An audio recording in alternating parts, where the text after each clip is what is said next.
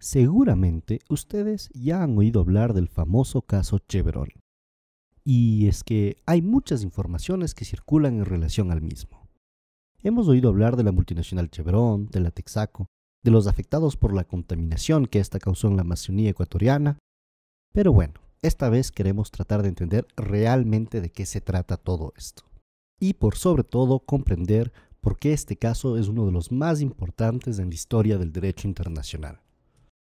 Y es que no se trata solo de juzgar el daño causado por Chevron en el Ecuador. Este caso definirá si es que sí o no las grandes multinacionales de este mundo, como la Chevron, pero también la BP, la Shell, la Repsol, Monsanto, Coca-Cola, Philip Morris, Nestlé, McDonald's o la poco conocida pero enorme Unilever, podrán seguir actuando con total impunidad aplastando nuestros pueblos, robando nuestras riquezas y hasta amenazando el futuro de nuestro planeta. Y es en este sentido que este juicio no es únicamente el de algunos afectados contra una multinacional cualquiera. El resultado del mismo impactará de forma profunda la lucha de los pueblos del mundo para acabar con la impunidad con la que cuentan estas multinacionales criminales. Antes que nada, interesémonos en la historia de lo sucedido en la Amazonía ecuatoriana. Entre 1964 y 1990, Texaco mantuvo operaciones de extracción petrolera en nuestra Amazonía, pero no lo hizo de cualquier manera. Bueno, en realidad sí, justamente, lo hizo de cualquier manera. Uno de los aspectos más detestables de lo sucedido en nuestra Amazonía es que en aquella época Texaco era uno de los líderes mundiales en tecnología de extracción petrolera. Al mismo tiempo que destruía la Amazonía ecuatoriana, Texaco operaba en Estados Unidos con la mejor tecnología ambiental de extracción petrolera de todo el mundo. En suelo norteamericano, utilizaba membranas de protección para proteger el suelo bajo las piscinas de petróleo. Trataba los desechos tóxicos para poder reinyectarlos en el suelo una vez terminada la operación petrolera, y no emitía gases tóxicos a la atmósfera.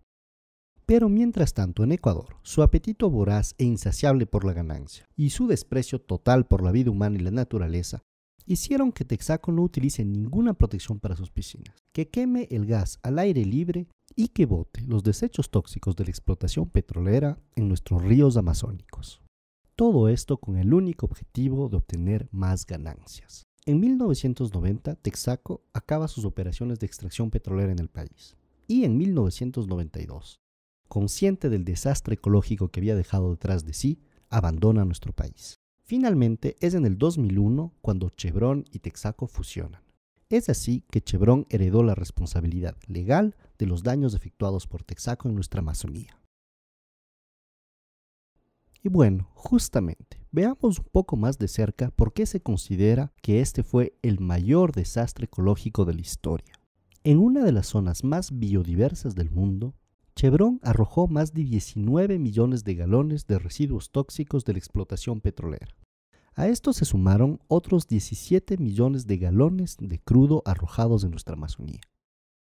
El área total afectada por la explotación petrolera totalmente irresponsable de la Texaco es de 2 millones de hectáreas. Para darnos cuenta un poco mejor de la enormidad de lo que esto significa, podríamos decir que esto equivale a la superficie de nuestro país hermano El Salvador. Y si bien es obvio que el responsable material y legal de estos daños es la Chevron Texaco, no podemos olvidar que fueron los gobiernos oligarcas y vendepatrias los que permitieron que esto suceda. Fue así que en 1995 el presidente de entonces, Sixto Durán Ballén, firmó un acta diciendo que Chevron había cumplido con la remediación ambiental en la Amazonía. Pero eso no fue todo. En 1998, el gobierno de Yamil Mahuad firmó un acta de finiquito estableciendo que el gobierno ecuatoriano se comprometía a nunca atacar en justicia a la Texaco. Sin embargo, esto no detuvo a los afectados por la contaminación de la multinacional. Y fue así que, uniéndose en el Frente de Defensa de la Amazonía, decidieron atacarse a una de las más grandes empresas de todo el planeta. Y bueno, justamente, tratemos de entender cuáles han sido las consecuencias legales que todo esto ha tenido. Todo comenzó en 1993 con el caso Aguinda. Los afectados ecuatorianos presentaron una demanda ante la Corte Federal de Nueva York acusando a Texaco de haber contaminado el ambiente y afectado a la salud de los habitantes de la Amazonía ecuatoriana. Y bueno, eso no era tarea fácil, pues como ya lo mencionamos, por un lado, Sixto Durán Ballén firmó un acta de finiquito con Texaco que 3 años después Jamil Mawad terminó completando. Es decir, que los demandantes en ese entonces luchaban hasta contra su propio gobierno.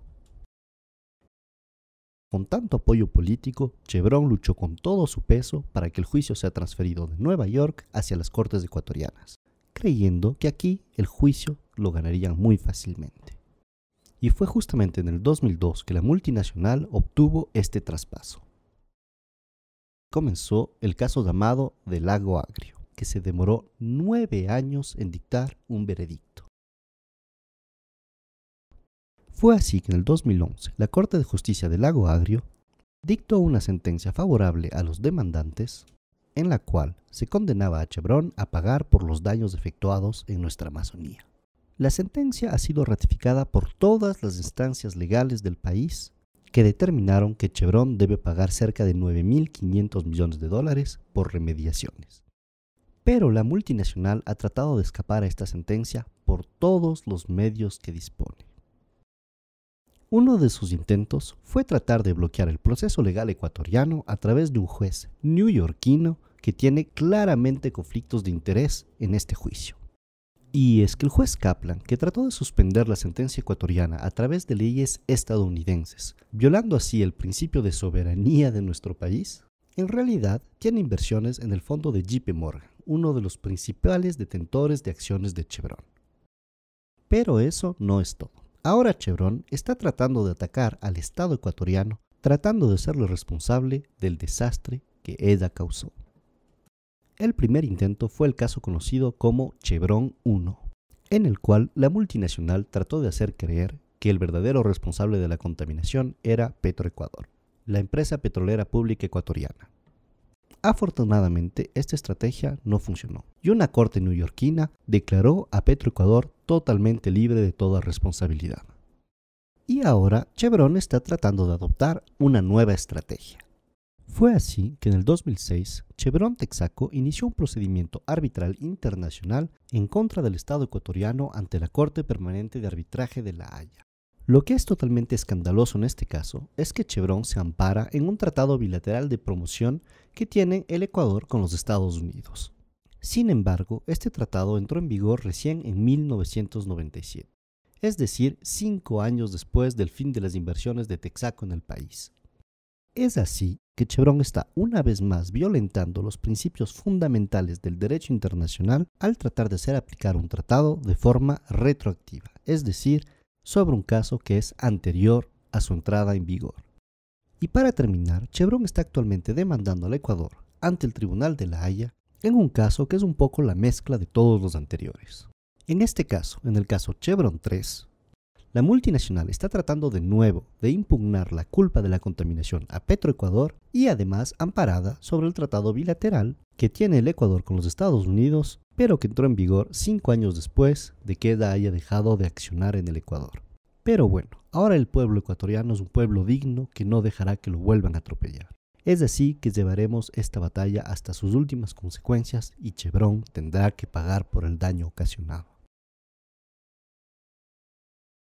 Ahora bien, cuando vemos que Chevron emplea a más de 2.000 abogados profesionales de más de 60 firmas legales y que gasta aproximadamente 250 millones de dólares anuales para su defensa y en una campaña difamatoria contra el Ecuador, nos damos cuenta que esto no es una simple batalla económica.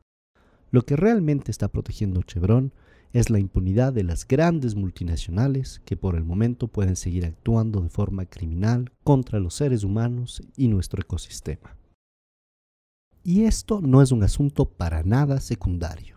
Si nosotros comparamos la riqueza de 3 de las más grandes petroleras en el mundo, es decir, la Exxon, Total y Chevron, nos damos cuenta que al compararlas con el PIB de países, estarían entre los 60 países más ricos del planeta. En un mundo globalizado y con empresas multinacionales que tienen tanto poder, si no logramos frenar la impunidad de la que siguen gozando estas multinacionales, el derecho internacional no valdrá nada y seguirá dominando el capital por sobre los intereses de los seres humanos. Así que apoyemos al pueblo ecuatoriano en esta lucha que no es solo la suya, sino la de todos los pueblos del mundo.